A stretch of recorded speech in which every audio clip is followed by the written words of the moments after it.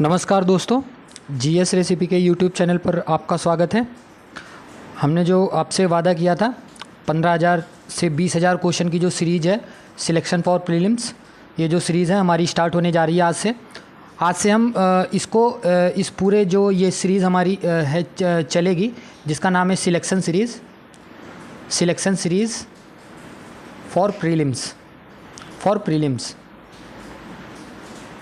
इसको हमने total 7 section में डिवाइड कर रखा है। और हर एक सेक्शन में कम से कम जितनी वीडियो होती रहेंगी, जैसे 15, 20 या 25 या 30 वीडियो होती रहेंगी, हर एक दिन 50 या 45 या कभी कभी 100 क्वेश्चन को डिस्कस किया जाएगा। तो इसी तरीके से ये सीरीज़ क्रम वाइज चलती रहेगी। प्लीज़ ये जो सीरीज़ चलेगी, इस सीरीज़ को कृपया सपोर्ट कीजिएगा।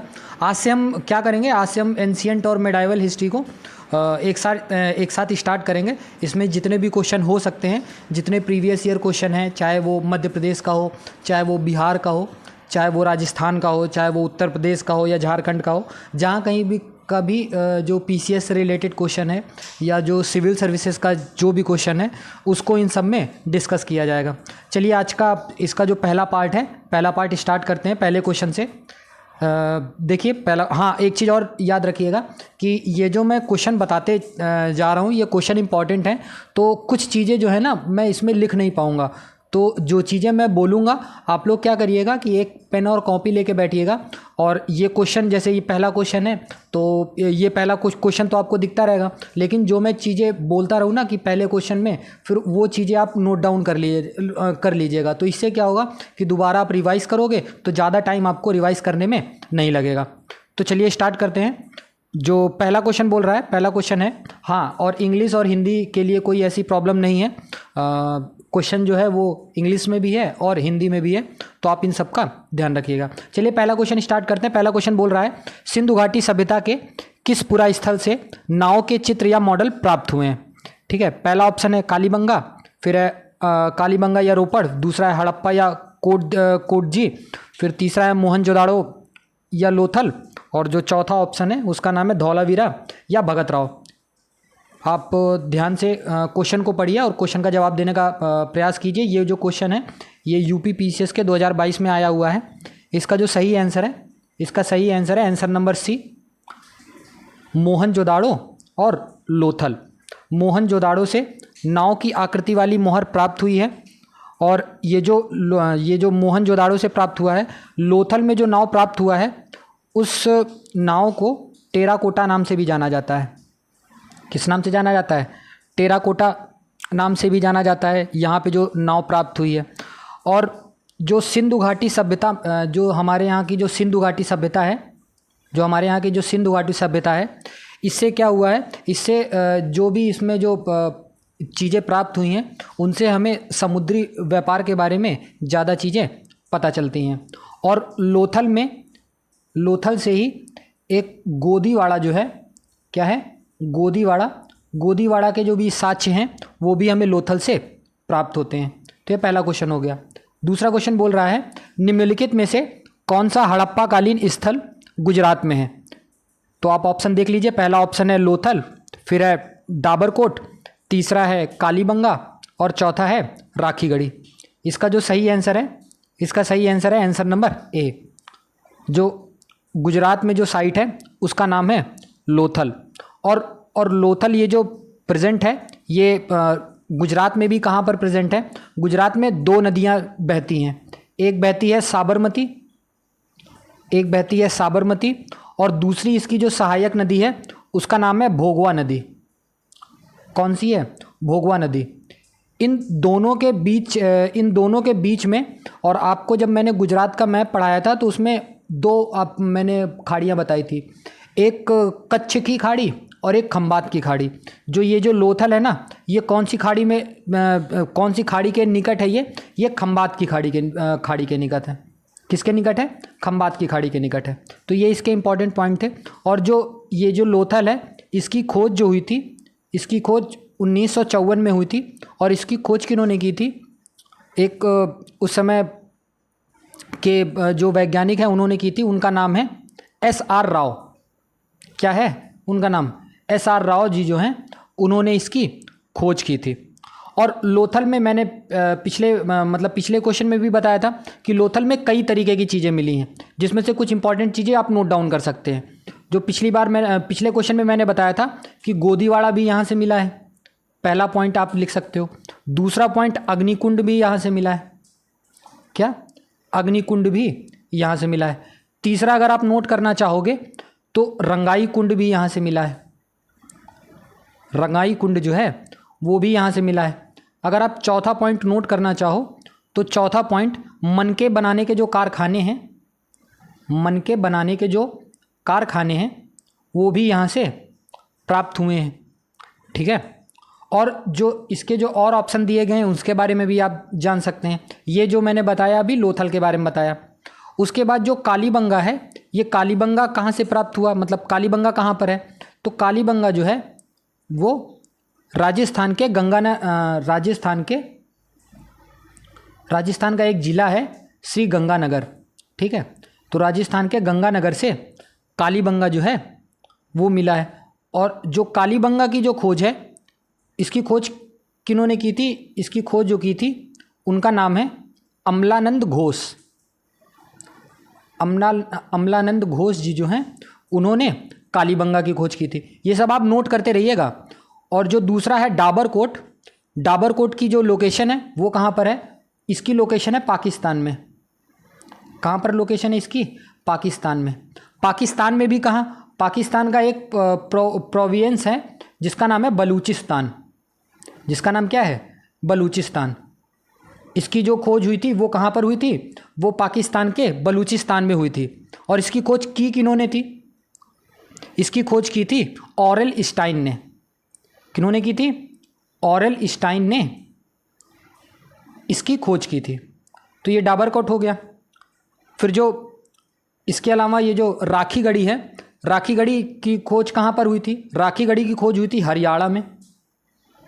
इसकी लोकेशन कहाँ पर है, हरियाणा में है।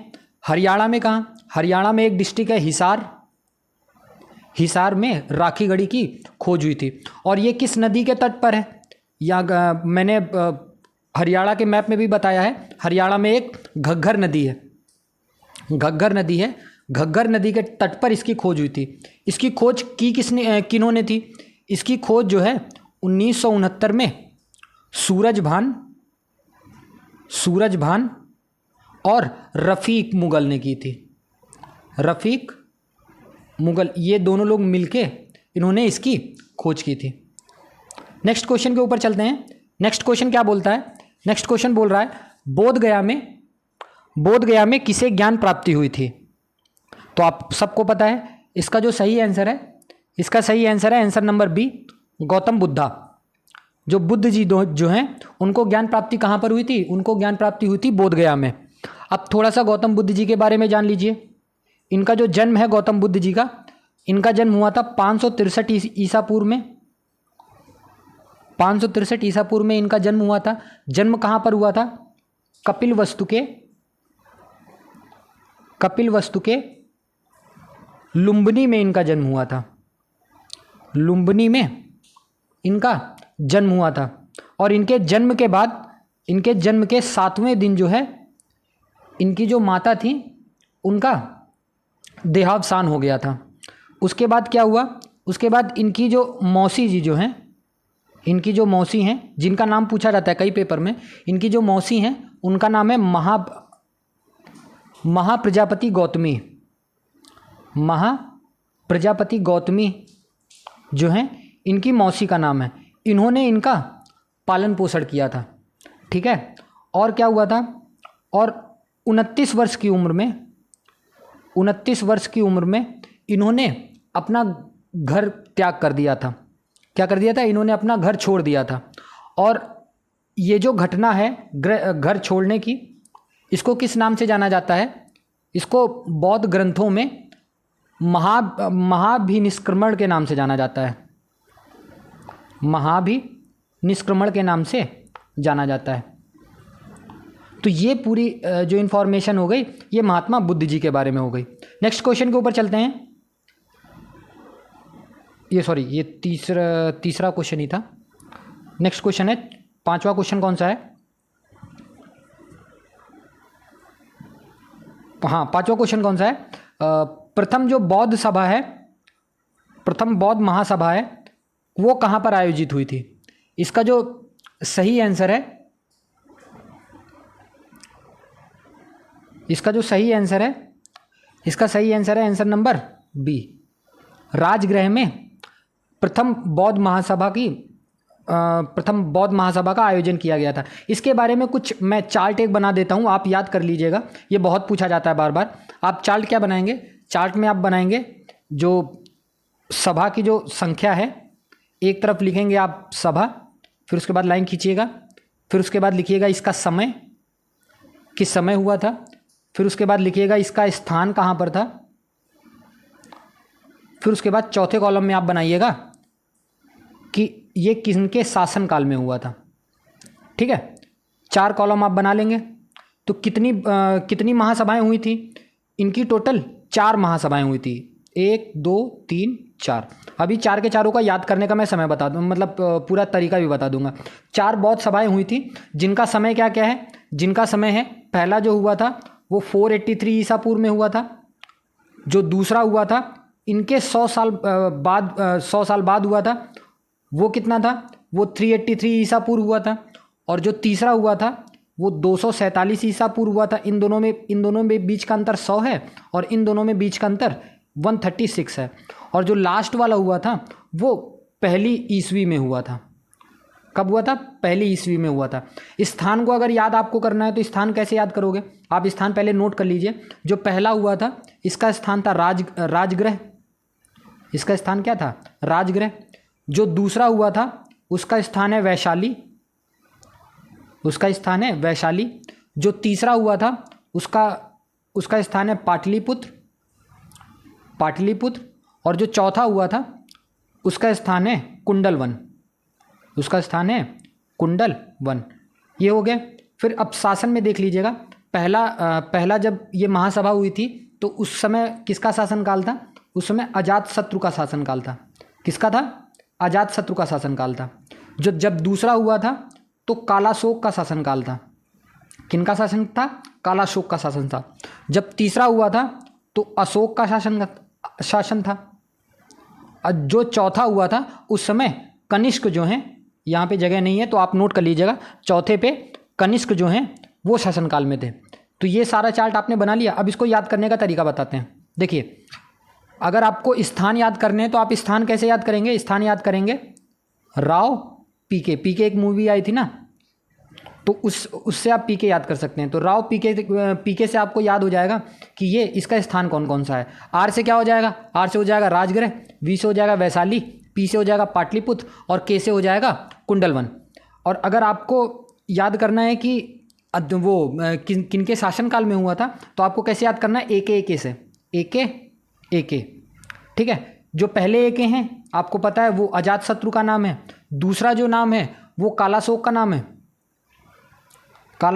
है, दूसरा जो ए है वो अशोक के लिए है और जो चौथा के है वो कनिष्क के लिए है। तो ये तीनों याद हो गए। कैसे? ऊपर स्थान का नाम हो गया राव पीके और शासनकाल किनका हो गया? एके और एके के नाम से। और अगर आपको समय याद करना है तो समय सबसे पहले 483 आप याद कर लीजिए ईसा पूर्व, और फिर उसके बाद 100 साल घटा दीजिए इससे तो हो जाएगा 383 ईसा पूर्व, और फिर उसके बाद 136 साल घटा दीजिए तो कितना हो जाएगा? 247 ईसा पूर्व, और इससे 150 और घटा दीजिए 136 तो हो जाएगा पहली ईस्वी। ठीक है, तो ये पूरा का पूरा इसका डिटेल डिस्कशन हो गया। नेक्स्ट क्वेश्चन के ऊपर चलते हैं। नेक्स्ट क्वेश्चन बोल रहा है भारतीय इतिहास के संदर्भ में निम्नलिखित युग्मों पर विचार कीजिए। और पहले में दे रखा है कि ऐतिहासिक व्यक्ति पहले कॉलम में दे रखा है, दूसरे कॉलम में दे रखा है ये किस रूप में जाने जाते हैं। पहला दे रखा है आर्यदेव, इनके सामने दे रखा है ये जैन विद्वान थे। दूसरा है दिग्नाग, जिनके सामने दे रखा है ये बौद्ध विद्वान के नाम से जाने जाते हैं। और फिर जो तीसरा दे रखा है वो है नाथ मुनि, और ये वैष्णव विद्वान के रूप में जाने जाते हैं। ठीक है, अब इसके ऑप्शन देख लेते हैं। इसका पहला ऑप्शन है कि कोई भी युग्म सही नहीं है। जो दूसरा ऑप्शन है केवल एक युग्म सही है। जो तीसरा ऑप्शन है वो केवल 2 युग्म सही है। और जो चौथा ऑप्शन है उसमें 3 युग्म सही हैं। देखिए IAS 2022 का क्वेश्चन है ये, ठीक है। इसका जो सही ऑप्शन है आंसर नंबर सी, केवल 2 युग्म सही हैं। 2 युग्म कौन कौन से सही हैं आप देख सकते हैं। 2 युग्म कौन कौन से सही हैं आप देख सकते हैं। देखिए जो आर्यदेव जी जो थे वो जैन विद्वान नहीं थे। वो कौन विद्वान थे? वो जैन के नहीं, वो बौद्ध के विद्वान थे, बौद्ध विद्वान थे, ठीक है। जो दिग्नाग हैं वो बौद्ध विद्वान थे, ये भी सही है। और जो नाथ मुनि जो थे वो वैष्णव विद्वान थे। तो केवल दूसरा सही है और तीसरा सही है, तो 2 ऑप्शन हो गया, ठीक है। चलिए नेक्स्ट क्वेश्चन के ऊपर चलते हैं। नेक्स्ट क्वेश्चन क्या बोल रहा है? हाँ, मगध शासक बिंबिसार का चिकित्सक कौन था? मगध शासक बिंबिसार का चिकित्सक कौन था? पहला ऑप्शन है सीलभद्र, दूसरा ऑप्शन है विजयसेन, तीसरा ऑप्शन है जीवक, फिर चौथा ऑप्शन है मणिपुर, और जो 5वां ऑप्शन है वो है नन ऑफ द अबव। इसका जो सही आंसर है, आंसर नंबर सी। जीवक जो हैं वो इनके चिकित्सक थे, बिंबिसार के। बहुत फेमस घटना हुई थी। अब इसके बारे में कुछ इंपॉर्टेंट फैक्ट जान लीजिए। जो बिंबिसार हैं वो हर्यक वंश के शासक हैं। वो हर्यक वंश के शासक हैं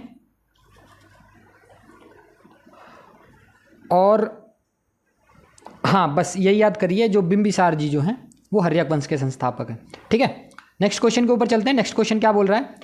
निम्नलिखित में से अशोक का कौन सा शिलालेख धार्मिक विश्लेषण के बारे में कहता है? बहुत इंपॉर्टेंट क्वेश्चन है, बार बार पूछा गया है। और ये देखिए पीसीएस के 2022 में ये वाला क्वेश्चन आया हुआ है। तो आपको याद रखना है, जो अशोक के जो शिलालेख हैं, धार्मिक विश्लेषण जो मिलता है अशोक के शिलालेख में, वो 12वें शिलालेख में मिलता है। ये IAS का भी क्वेश्चन है, IAS में भी पूछा गया है एक बार, ठीक है। तो आप इसको याद कर लीजिएगा। तो ये हो गया धार्मिक विश्लेषण के बारे में। और जो एक और इम्पॉर्टेंट शिलालेख है जो कि है दूसरा शिलालेख, दूसरा शिलालेख। इसमें यह क्वेश्चन पूछा जाता है कि अशोक के द्वितीय जो शिलालेख है उसमें किनके बारे में उल्लेख किया गया है। तो आपको याद रखना है, जो अशोक का जो दूसरा शिलालेख है उसमें चोल वंश के बारे में भी वर्णन किया गया है, ठीक है, साउथ के जितने हैं। पांड्य वंश के बारे में भी उसमें वर्णन किया गया है। उसके बाद जो केरल पुत्र एक राजा हैं केरला के, तो केरल पुत्र के बारे में भी इसमें व्यवस्था चर्चा की गई है। और क्या चर्चा की गई है इसमें? मनुष्यों, इस दूसरे शिलालेख में मनुष्यों और जानवरों के चिकित्सा से रिलेटेड जितनी भी चीज़ें हैं वो भी दूसरे शिलालेख में है। तो आपको क्या याद रखना है, 2 शिलालेख के बारे में बताया गया है। एक 12वां शिलालेख क्या बोलता है? 12वें शिलालेख में धार्मिक संश्लेषण समन्वय के बारे में बोला गया है। और जो दूसरा शिलालेख है वो किसके बारे में बोला गया है? उसमें चोल वंश के बारे में, पांड्य वंश के बारे में और केरल पुत्र के बारे में और मनुष्यों और जानवरों के चिकित्सा से रिलेटेड इन सब चीज़ों के बारे में इसमें बताया गया है। तो ये हो गया ये वाला क्वेश्चन। अब नेक्स्ट क्वेश्चन के ऊपर चलते हैं। नेक्स्ट क्वेश्चन क्या बोल रहा है आपका? नेक्स्ट क्वेश्चन बोल रहा है निम्नलिखित युग्मों पर विचार कीजिए। और पहली तरफ युग्म दे रखा है आपका अशोक के प्रमुख शिलालेखों के स्थान, ये भी इंपॉर्टेंट है, बार बार पूछा जाता है, ध्यान दीजिएगा। और जो दूसरे कॉलम में है उनके राज्य, कौन से राज्य में वो स्थित हैं। तो आप 4 के चारों देख सकते हैं। पहला दे रखा है धौली, फिर दूसरा दे रखा है इरागुड़ी, फिर चौथा दे रखा है जौगढ़, और तीसरा दे रखा है जौगढ़, और चौथा दे रखा है कालसी। इसके सामने दे रखा है उड़ीसा, इसके सामने दे रखा है आंध्र प्रदेश, इसके सामने दे रखा है मध्य प्रदेश, और चौथे के सामने दे रखा है कर्नाटक। इसका जो सही आंसर है, इसका सही आंसर क्या है? इसका पहले ऑप्शन देख लीजिए। पहला ऑप्शन है ओनली 1 पेयर सही, दूसरा ऑप्शन है ओनली 2 पेयर सही, तीसरा ऑप्शन है ओनली 3 पेयर सही, और चौथा ऑप्शन है 4 के चारों पेयर सही। IAS 2022 का क्वेश्चन है। इसका जो सही आंसर है, आंसर नंबर बी। इसका जो सही आंसर है answer number B, only 2 pair सही, ओनली 2 पेयर सही। और वो कौन कौन से पेयर सही हैं आप देख सकते हैं। जो धौली है, धौली जो है वो उड़ीसा में है, ये बिल्कुल सही बात है। जो दूसरा इरागुड़ी जो है वो आंध्र प्रदेश में है, आंध्र प्रदेश में, ये भी सही है। जो जौगड़ है वो जौगड़ मध्य प्रदेश में ना होके उड़ीसा में है। कहाँ पर है? उड़ीसा में जो है जौगड़ शिलालेख है। और जो चौथा कालसी शिलालेख है वो कर्नाटक में ना होके ये उत्तराखंड में है। कहाँ पर है? उत्तराखंड में है। तो ये हो गया। नेक्स्ट क्वेश्चन के ऊपर चलते हैं। नेक्स्ट क्वेश्चन क्या बोल रहा है? नेक्स्ट क्वेश्चन बोल रहा है कि कौटिल्य के अर्थशास्त्र के अनुसार निम्नलिखित में से कौन सा सही है। कौटिल्य आप सबको पता है कि जो कौटिल्य जो हैं उन्होंने मतलब अर्थशास्त्र की रचना की है। और अर्थशास्त्र के अनुसार इन्होंने कुछ पंक्तियां दे रखी हैं, उनके बारे में आपको बताना है। पहला कथन दे रखा है कि न्यायिक दंड के परिणाम स्वरूप कोई व्यक्ति दास हो सकता है। दूसरा कथन दे रखा है स्त्री दास अपने मालिक के ससंग से पुत्र जनन पर कानूनी तौर पर मुक्त हो जाती थी। और जो तीसरा कथन दे रखा है यदि स्त्री का मालिक उस स्त्री से पैदा हुए पुत्र का पिता हो तो उस पुत्र को मालिक का पुत्र होने का कानूनी हक मिल जाता है। और इसमें जो ऑप्शन दे रखा है आपके सामने पहला, और इसका जो सही आंसर है, इसका सही आंसर है आंसर नंबर डी। 1 2 3 तीनों कथन सही हैं।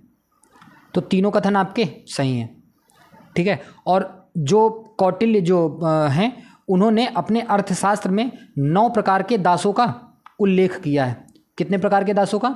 9 प्रकार के दासों का उल्लेख किया है। सबके नाम आप नोट कर सकते हो। क्या क्या सबके नाम हैं? जो पहले दास हैं उन्हें ध्वजाहत कहा जाता था। जो दूसरा नंबर है उन्हें उदरदास कहा जाता था। जो तीसरा नंबर है ग्रहेजात भी होते थे।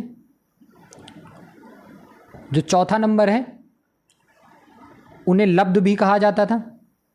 लब्ध दास एक प्रकार के दास होते थे। जो 5वां नंबर है आत्मविक्रिय दास भी होते थे।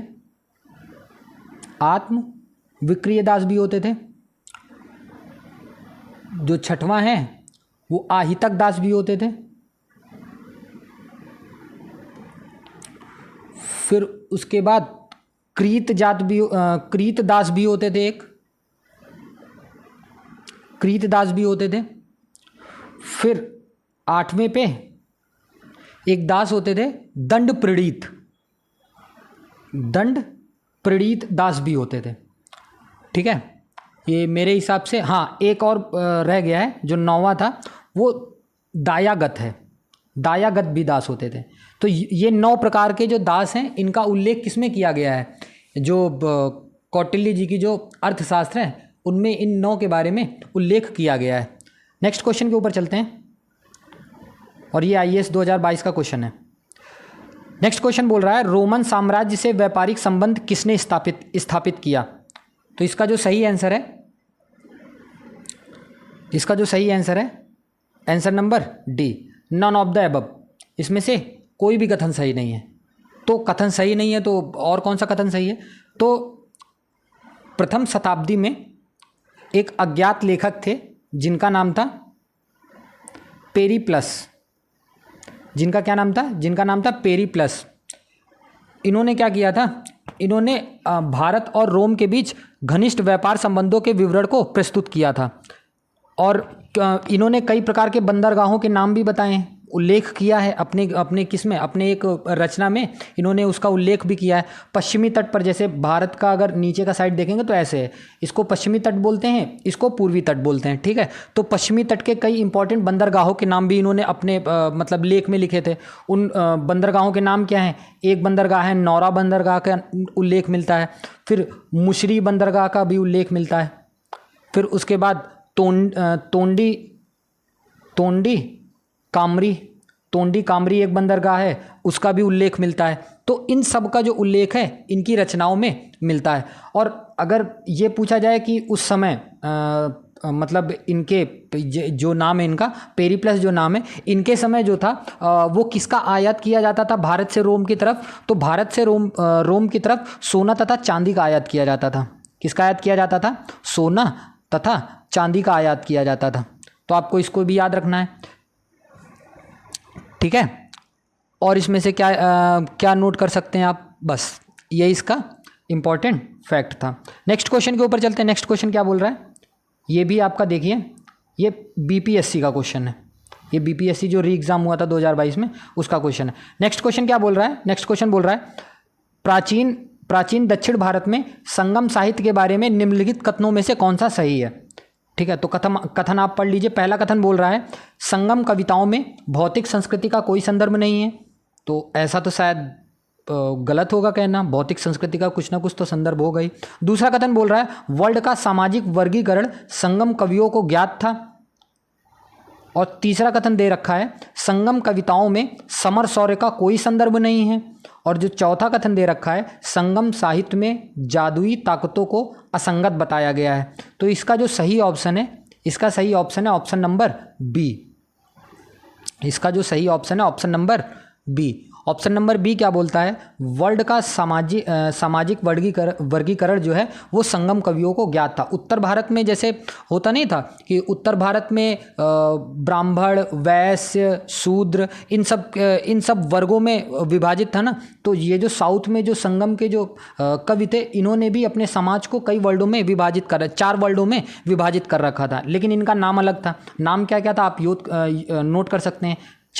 चार वर्ल्डों के बारे में उल्लेख है संगम किसमें, संगम में, संगम लिटरेचर में 4 वर्ल्डों के बारे में उल्लेख है। वो 4 वर्ल्ड कौन कौन से हैं आप देख सकते हैं। 4 वर्ल्डों का उल्लेख है। जो पहला वर्ल्ड है उसका नाम है अंडनार, उसका नाम क्या है, अंडनार। और जैसे उत्तर भारत में ब्राह्मण को कहा जाता था, वैसे ब्राह्मण की जगह क्या नाम दिया गया था, अंडनार नाम दिया गया था। दूसरा जो है, दूसरा नाम था अरसर, दूसरा नाम था अरसर। और ये शासक वर्गों को कहा जाता था। किसको कहा जाता था, शासक वर्ग। यानी एक तरीके से आप बोल सकते हो जो क्षत्रिय था वो साउथ में अरसर वर्ग में विभाजित था। और जो तीसरा है, तीसरे का नाम क्या है, तीसरे का नाम है वेनिगर। तीसरे का नाम क्या है, वेनिगर। और वेनिगर कौन होते थे, वर्णिक वर्ग होते थे। कौन से होते थे, वर्णिक वर्ग होते थे, वैश्य जिनको आप बोल सकते हो एक तरीके से। और फिर जो चौथा नाम है, चौथे का नाम था वेल्लार। चौथे का नाम क्या था, वेल्लार। और ये कौन से वर्ग के थे, ये किसान वर्ग थे, किसानों को बोला जाता था। ठीक है, तो 4 प्रकार के वर्ड उसमें भी विभाजित है। और संगम साहित्य में क्या है ना, अगर ये क्वेश्चन जैसे सपोज करो आईएएस में नेक्स्ट ईयर भी क्वेश्चन पूछा जा सकता है कि ऐसा कौन सा लिटरेचर है जो द्रविड़ साहित्य को उत्तर भारत के साहित्य में एक तरीके से संबंध को दर्शाता है। तो आपको याद रखना है वो जो संगम साहित्य है ना, संगम साहित्य ही एक ऐसा साहित्य है जो दक्षिण भारत को उत्तरी भारत के एक तरीके से मतलब उनका जो आपस में जो संबंध था उनके समन्वय को, उनकी संस्कृतियों को, उनके संस्कृतियों के जो समन्वय है उनको दर्शाता है। ठीक है, चलिए नेक्स्ट क्वेश्चन के ऊपर चलते हैं। नेक्स्ट क्वेश्चन क्या बोल रहा है, नेक्स्ट क्वेश्चन है चोल वंश का संस्थापक कौन था। तो इसका जो सही आंसर है, इसका सही आंसर है आंसर नंबर ए। चोल वंश का संस्थापक कौन था, विजयालय था। कौन था, विजयालय था। और विजयालय ने कब से कब तक शासन किया, विजयालय ने 850 से लेकर 871 ईस्वी तक शासन किया था। ठीक है, और अगर ये भी पूछ लिया जाए कि विजयालय के समय चोल वंश की राजधानी क्या थी, तो इनकी जो राजधानी थी उनका नाम था तंजावुर। उनका नाम था तंजावुर। इसको तंजौर के नाम से भी जाना जाता था, इसको तंजौर के नाम से भी जाना जाता था। और 9वीं शताब्दी में जो है, 9वीं शताब्दी में जो चोल थे, 9वीं शताब्दी में जो चोल थे वो पल्लवों के सामंत थे। जो पल्लव मतलब वंश नहीं था, उनके जो सामंत होते थे उनका सामंत का नाम था। और विजयालय ने एक उपाधि भी धारण की थी, उस उपाधि का नाम क्या था, ये भी पूछा जा सकता है। तो विजयालय ने जो उपाधि धारण की थी उस उपाधि का नाम था नरकेसरी। ये भी क्वेश्चन पूछा जा सकता है कि नरकेसरी जो है वो किस शासक ने नरकेसरी की उपाधि धारण की थी। तो आपको याद रखना है विजयालय। और जो विजयालय जो हैं इन्होंने एक मंदिर का भी निर्माण करवाया था जो दुर्गा देवी जी जो हैं उनका मंदिर स्थापित किया था। और उसका नाम क्या था, मतलब वहाँ पर उनका नाम क्या था, दुर्गा जी का नाम क्या था, उनका नाम था निशुंभ सूदनी। क्या नाम था, निशुंभ सूदनी। ठीक है। तो निशुम्भशूदनी जी का मंदिर जो है इन्होंने उसकी स्थापना भी करवाई थी। नेक्स्ट क्वेश्चन के ऊपर चलते हैं। नेक्स्ट क्वेश्चन क्या बोल रहा है, चंद्रगुप्त द्वितीय के संदर्भ में निम्नलिखित में से कौन सा कथन सही है। चंद्रगुप्त द्वितीय के बारे में ये चीज़ पूछा जा रहा है। तो पहला कथन दे रखा है कि शक विजय के संदर्भ में सबसे सबल प्रमाण इस नरेश की रजत मुद्राएं हैं। और दूसरा जो कथन बोल रहा है, दूसरा कथन बोल रहा है इन मुद्राओं का तौल जो है वो लगभग 33 ग्रेन हुआ करती थी। तो इसका ऑप्शन देख लेते हैं। इसका ऑप्शन है केवल एक सही, केवल बोथ एक और दो दोनों सही, और जो तीसरा है केवल दो सही, और जो चौथा है ना तो एक सही ना तो दो सही। इसका जो सही आंसर है, इसका सही आंसर है आंसर नंबर बी, कथन एक और कथन दो दोनों सही हैं। तो कथन बोलता क्या है, तो आप देख सकते हैं शक विजय के उपलक्ष्य में जो चंद्रगुप्त जो द्वितीय थे उन्होंने ये जो रजत सिक्के हैं इसको जारी किए थे। और जो इसका जो वर्डन है इसका जो वेट है वो 33 ग्रेन इसमें दे रखा है। वैसे 30 से 33 ग्राम के बीच में अगर कुछ भी दे रखा होता ना तो वो सही होता। ठीक है, नेक्स्ट क्वेश्चन के ऊपर चलते हैं। नेक्स्ट क्वेश्चन क्या बोल रहा है, किस गुप्त शासक ने अपने बड़े भाई की हत्या कर सत्ता प्राप्त की थी। तो इसका जो सही आंसर है, इसका सही आंसर है आंसर नंबर सी। जो चंद्रगुप्त द्वितीय जो हैं इन्होंने अपने बड़े भाई की हत्या करके सत्ता को हासिल किया था। अब आप सोच रहे होंगे कि इन्होंने अपने बड़े भाई को मार कैसे दिया, तो उसका भी एक कारण था। कारण क्या था, उसका कारण क्या था कि आपको पता होगा गुप्त वंश के एक शासक थे समुद्रगुप्त। समुद्रगुप्त के बारे में आपको पता था। इनके दो पुत्र हुए। एक का नाम था रामगुप्त, और दूसरे का जो नाम था उनका नाम था चंद्रगुप्त द्वितीय। तो क्या हुआ था, जो बड़े भाई थे रामगुप्त वो क्या हुए थे, वो शक जो थे ना, शकों से वो पराजित हो गए थे। ठीक है, पराजित होने के बाद क्या किया था, इन्होंने शकों से एक अपमानजनक संधि कर ली थी। ठीक है, और अपमानजनक संधि में क्या किया था, अपमानजनक संधि में जो रामगुप्त जी की जो पत्नी थी, उनकी पत्नी का क्या नाम था, ध्रुव स्वामिनी। इनकी पत्नी का नाम क्या था, ध्रुव स्वामिनी।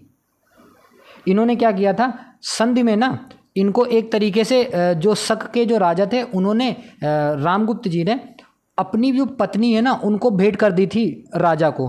तो ये जो बात थी ये चंद्रगुप्त द्वितीय को पसंद नहीं आई, इनको बड़ा बुरा लगा। अब जब बुरा लगा तो इन्होंने क्या किया, इन्होंने अपने बड़े भाई की ही हत्या कर दी। और हत्या करने के बाद अपने आप को क्या कर दिया, अपने आप को गुप्त के अगले राजा के रूप में घोषित कर दिया। तो आपको ये भी याद रखना है। चलिए नेक्स्ट क्वेश्चन के ऊपर चलते हैं। नेक्स्ट क्वेश्चन क्या बोलता है, वर्धन राजवंश की स्थापना किसने की थी। पहला है पुष्यभूति ने की थी, दूसरा ऑप्शन है राज्यवर्धन ने की थी, तीसरा ऑप्शन है आदित्यवर्धन ने की थी, और चौथा ऑप्शन है प्रभाकर वर्धन ने की थी, पांचवा ऑप्शन है नन ऑफ द एबव। इसका जो सही आंसर है आंसर नंबर ए। वर्धन राजवंश की स्थापना जो है वो पुष्यभूति ने की थी। ठीक है, इसके बारे में और कौन सा इम्पोर्टेंट, हाँ, इस वंश के एक और प्रमुख शासक रहे हैं जिनका नाम आप नोट कर सकते हैं,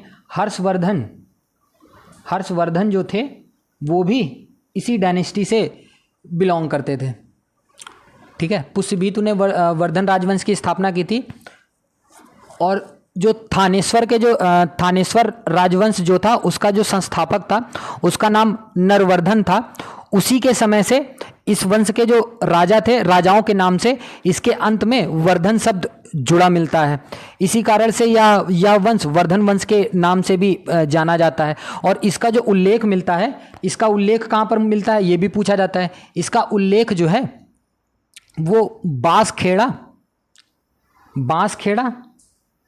और मधुबन के अभिलेखों में इसका उल्लेख मिलता है। ठीक है, चलिए नेक्स्ट क्वेश्चन के ऊपर चलते हैं। नेक्स्ट क्वेश्चन क्या बोल रहा है, निम्नलिखित युग्मों में से कौन सा सही सुमेलित नहीं है। तो इसमें 4 दे रखे हैं, इसमें कौन सा सही सुमेलित नहीं है आपको बताना है। ठीक है, पहला दे रखा है ईश्वर वर्मन जो थे, इनका जो वर्णन है वो जौनपुर के प्रशस्त अभिलेख में मिलता है। दूसरा दे रखा है सर्ववर्मन जो थे, इनका उल्लेख गया ताम्रपत्र में मिलता है। जो तीसरा ऑप्शन है जीवित गुप्ता सेकंड, इनका उल्लेख देव बरड़ाक अभिलेख में मिलता है। और जो चौथा है ईशान वर्मन, इनका उल्लेख हरहा पाषाण अभिलेख में मिलता है। तो इसमें ये बताना है कि कौन सा सही नहीं है। इसका जो सही आंसर है, इसका सही आंसर है आंसर नंबर बी। जो सर्ववर्मन है, इनका उल्लेख जो है वो गया ताम्रपत्र में नहीं मिलता है। अगर गया ताम्रपत्र में नहीं मिलता है तो इनका उल्लेख मिलता कहाँ पर है? इनका उल्लेख मिलता है असीरगढ़ ताम्रपत्र में। आप नोट कर लीजिएगा, असीरगढ़ ताम्रपत्र में इनका उल्लेख मिलता है। और बाकी के ये जो कथन दे रखे हैं, ईश्वर वर्मन का ये भी सही है, जीवित गुप्ता सेकंड का ये भी सही है, और ईशा वर्मन का ये भी सही है। तो अगर ये भी क्वेश्चन पूछ लिया जाए कि देखो सर्ववर्मन जो थे, इनका उल्लेख असीरगढ़ के ताम्रपत्र में मिलता है, ये क्वेश्चन पूछ लिया जाए कि गया जो ताम्रपत्र है इसमें किसका उल्लेख किया गया है, तो आप इसको भी नोट कर सकते हैं। गुप्त राजवंश के जो महान एक सम्राट हुए थे, उनका नाम क्या था? उनका नाम था समुद्रगुप्त। उनका नाम क्या था? समुद्रगुप्त। उनका जो उल्लेख है वो गया के ताम्रपत्र में किया गया है। ठीक है, नेक्स्ट क्वेश्चन के ऊपर चलते हैं। अगला क्वेश्चन बोलता है निम्नलिखित में से किस स्तूप में आर्यक स्तंभ वाले मंच की विशेषताएं मिलती हैं? इसका जो सही आंसर है आंसर नंबर सी।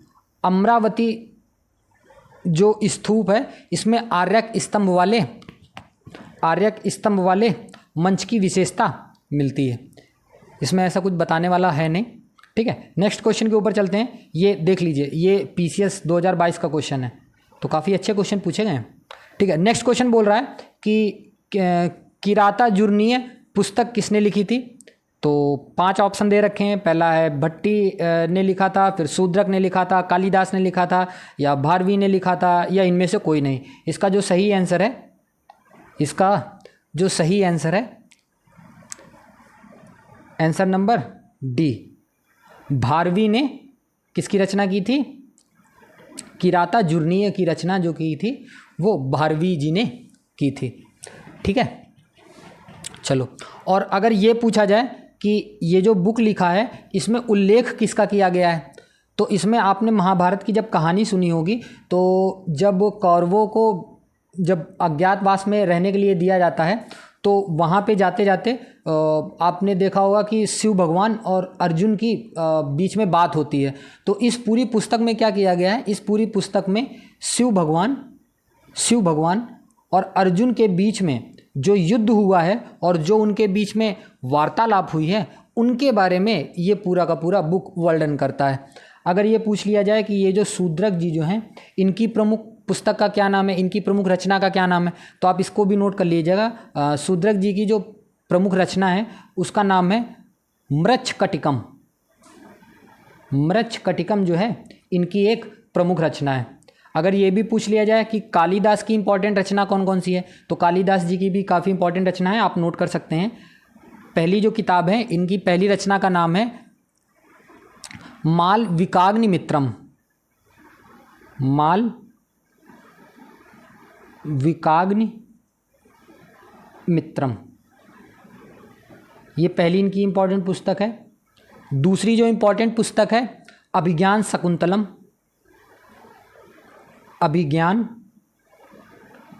शकुंतलम इनकी दूसरी पुस्तक का नाम है। जो इनकी इंपॉर्टेंट तीसरी पुस्तक का नाम है उसका नाम है रघुवंशम। तीसरी इंपॉर्टेंट पुस्तक है रघुवंशम। और जो चौथी इनकी इंपॉर्टेंट पुस्तक है उसका नाम है मेघदूतम। मेघदूतम। और जो पांचवी इनकी इंपॉर्टेंट पुस्तक है उसका नाम है ऋतु संहार। ऋतु संहार। तो आप इनको नोट कर लीजिएगा कॉपी में। पहले का नाम क्या है? माल विकाग्नि मित्रम। दूसरे का नाम है अभिज्ञान शकुंतलम।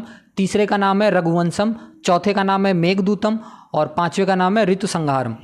ठीक है, तो ये 5 के 5 बुकों का आप याद रखिएगा। नेक्स्ट क्वेश्चन के ऊपर चलते हैं। नेक्स्ट क्वेश्चन बोल रहा है भारतीय इतिहास के संदर्भ में निम्नलिखित मूल ग्रंथों पर विचार कीजिए। ये 4 मूल ग्रंथ दिए गए हैं। पहला है नेति प्रकरण दूसरा है परिशिष्ट परवन, तीसरा है अवदान शतक और चौथा है त्रिशिष्ट लक्षण महापुराण। इसमें जो क्वेश्चन पूछ रहा है उपयुक्त में से कौन से जैन ग्रंथ हैं। ठीक है, इनमें से जो 4 दिए गए इसमें से पूछ रहा है कौन सा जैन ग्रंथ है। तो इसका जो सही आंसर है आंसर नंबर बी, दूसरा और चौथा। इसमें से जो नंबर 2 पे है और जो नंबर 4 पे है ये कौन सा है, ये भी जैन धर्म से रिलेटेड है, जैन ग्रंथ है, और ये भी जैन धर्म से रिलेटेड जैन ग्रंथ है। और जो पहला और जो तीसरा जो दे रखा है, एक दे रखा है नेति परक और अवदान शतक जो है ये किससे रिलेटेड है, ये जो है ये बौद्ध ग्रंथ है, और ये जो अवदान शतक है ये भी बौद्ध ग्रंथ है। तो आप याद रखिएगा, ये भी IAS 2022 का क्वेश्चन है।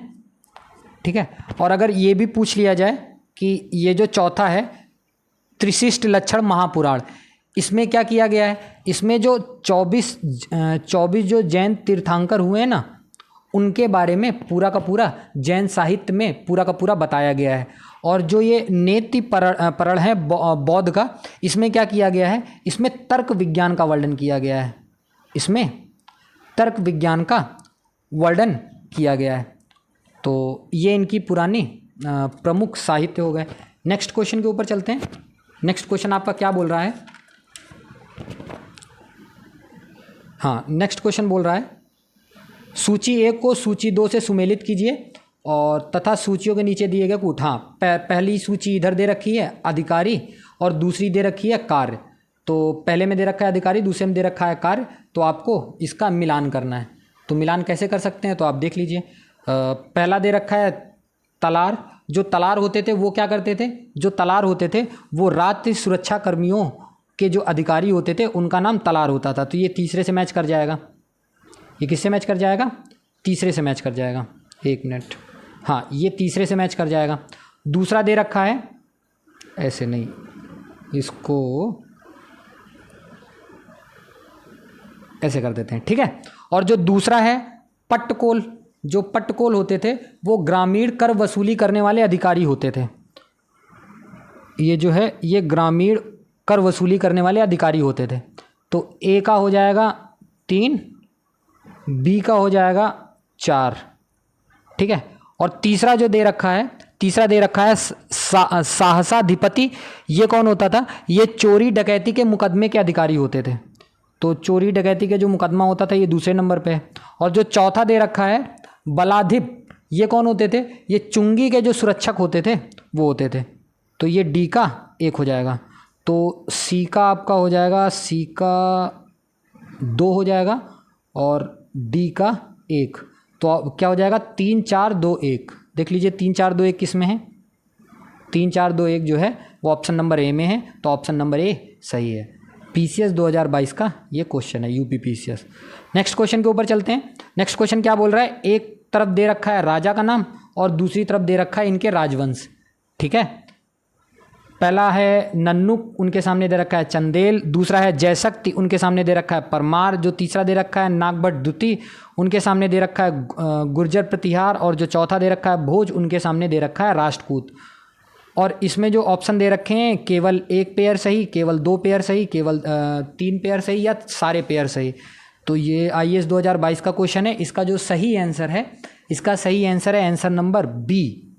आंसर नंबर बी, केवल 2 युग्म सही हैं, बाकी के 2 युग्म गलत हैं। अगर जो गलत हैं तो वो कैसे गलत हैं, तो जो नन्नुक थे वो चंदेला डायनेस्टी से थे, ये भी सही है। जो जयशक्ति थे वो परमार नहीं थे, वो परमार नहीं थे तो थे कौन, वो चंदेल थे। तो आप इसको नोट कर सकते हैं। जो नागभट्ट द्वितीय थे वो गुर्जर प्रतिहार थे, ये भी सही था और ये भी सही है।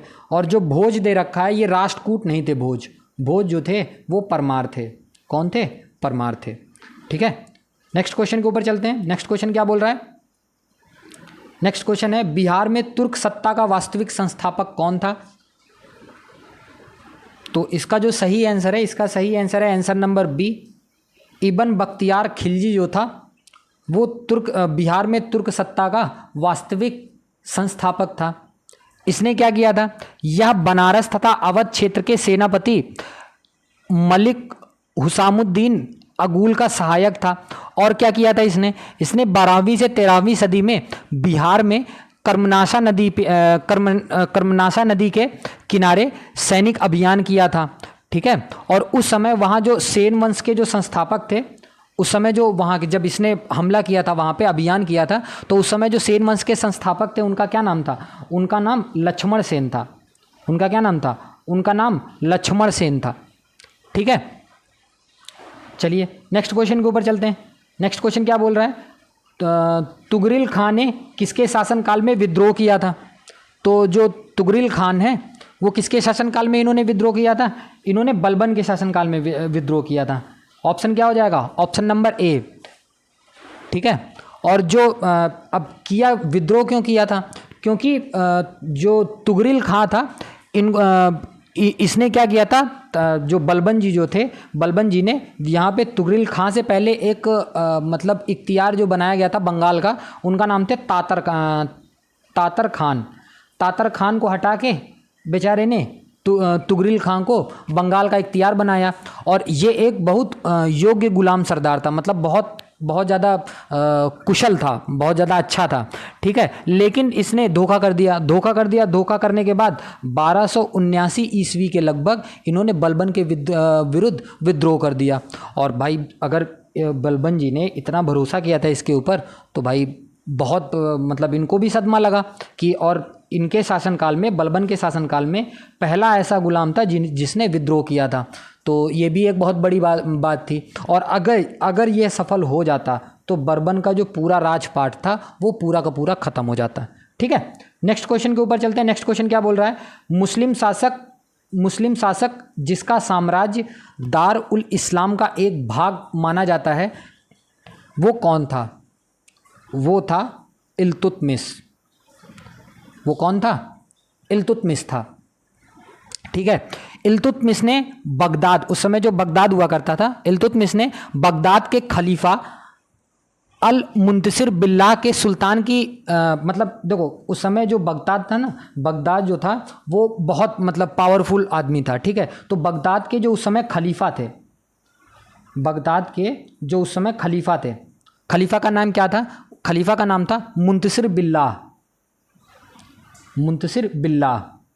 उन्होंने क्या किया था? ये इल्तुतमिश ने रिक्वेस्ट किया, किससे? खलीफा से रिक्वेस्ट किया कि प्लीज़ हमें सुल्तान के जो मैं भारत आया हूँ, मुझे सुल्तान की जो पद है उसकी स्वीकृति प्रदान कर दो।